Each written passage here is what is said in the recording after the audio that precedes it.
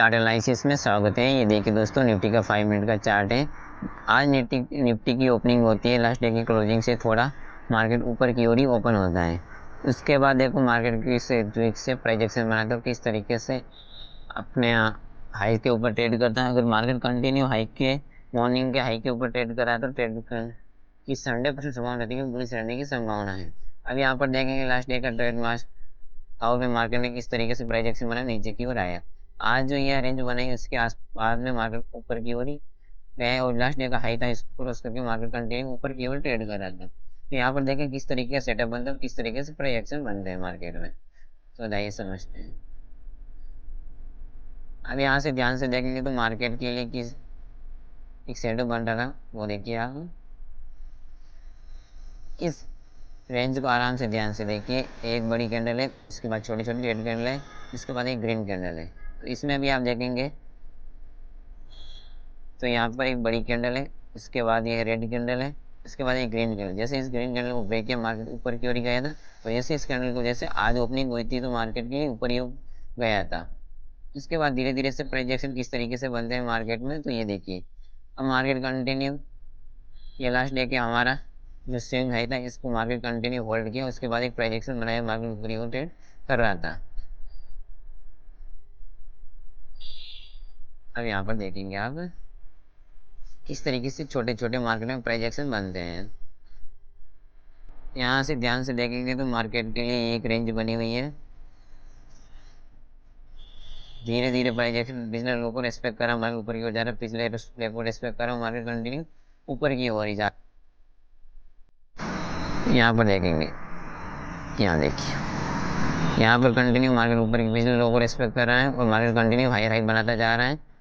पिछला लो को रेस्पेक्ट करो, हायर हाई बनाता। यहाँ पर एक रेंज बनी है, 1 घंटे की रेंज बनी। धीरे धीरे मार्केट इसी के आसपास आए हैं। देखिए मॉर्निंग में 3 बजे का सेटअप किस तरीके से बना हुआ है। तो मार्केट में देखें तो ये इस तरीके से मार्केट में प्राइस एक्शन बना है।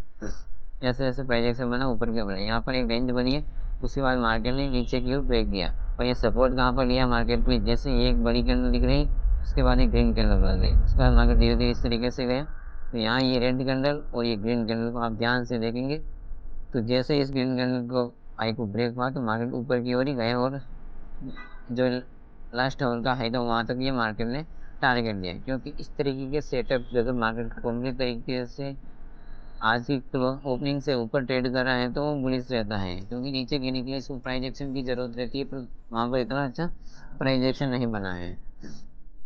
तो इस तरह को ध्यान से देखेंगे चार्ट को तो यहाँ पर ये सपोर्ट भी खा लिया। मॉर्निंग के हाई के आसपास फर्स्ट कैंडल का जो हाई रहता है उसके आसपास ही मार्केट ने सपोर्ट लिया है। यहाँ पर ये देखिए मॉर्निंग में इस तरीके से मार्केट प्राइस एक्शन बनाए ऊपर गया और यहाँ पर जो नीचे गिरते हो किसने यही दो कैंडल सेम है।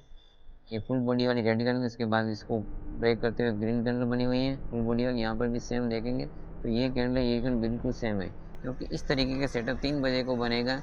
उसमें 250 और 255 की 2 कैंडल बनेगी। जैसे ही 3 बजे की कैंडल 255 की हाई को ब्रेक करेगी तो हम लोग अब साइड का ट्रेंड कोर साइड का ट्रेंड लेंगे और उसमें हाई प्रोबेबिलिटी रहती है कि उसके स्विंग हाई तक जाने की 100% संभावना रहती है।